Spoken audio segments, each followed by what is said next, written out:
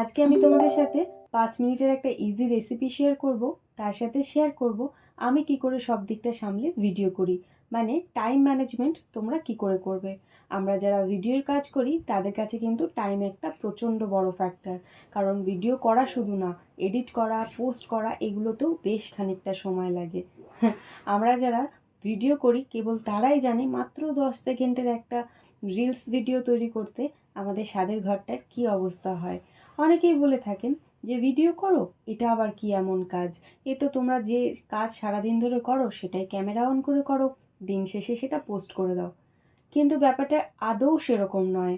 যারা করি তারাই জানি এটার পেছনে আমাদেরকে কতটা এফোর্ট দিতে হয়।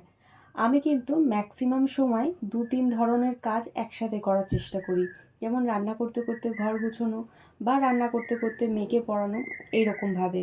আসলে যাদের বাচ্চা আছে, সংসার আছে, তারা জানো সংসার সামলে পুরো দিকটা সামাল দিতে ঠিক কতটা খাটনি পড়ে।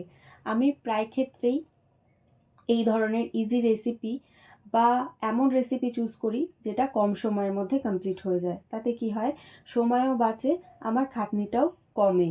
তো চলো আজকের রেসিপিটা তোমাদের সাথে শেয়ার করে নিই। প্রথমেই ডুমো ডুমো করে পেঁয়াজ আর টমেটোগুলোকে কেটে রেখেছিলাম, সেগুলো তেলে হালকা করে ফ্রাই করে নিয়েছি। এরপর কুচনো রসুন আর কাঁচা লঙ্কাগুলো অ্যাড করে দিই।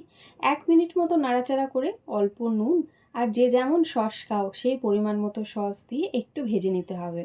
তারপর হালকা একটা সস ভাজার গন্ধ ছাড়লে 1 বাটি গরম জল, একে একে ম্যাগি এবং ম্যাগি মশলাগুলো অ্যাড করে দিতে হবে। ব্যাস, দিয়ে 2 মিনিট মতন ঢাকা চাপা দিয়ে রাখলেই কিন্তু তৈরি হয়ে যাবে দুর্দান্ত স্বাদের ম্যাগি উইথ চিলি গার্লিক। তোমরা একবার বাড়িতে এটা ট্রাই করতে পারো, প্রেমে পড়ে যাবে। আরও সহজ রেসিপি এবং দৈনন্দিন কাজের কাজকর্মের ট্রিক্স জানতে কিন্তু আমার চ্যানেলটাকে অতি অবশ্যই সাবস্ক্রাইব করে রাখবে। এই চ্যানেলে আমি বেশিরভাগ ক্ষেত্রে বিভিন্ন ধরনের ইনফরমেটিভ ভিডিও তোমাদের জন্য পোস্ট করার চেষ্টা করি।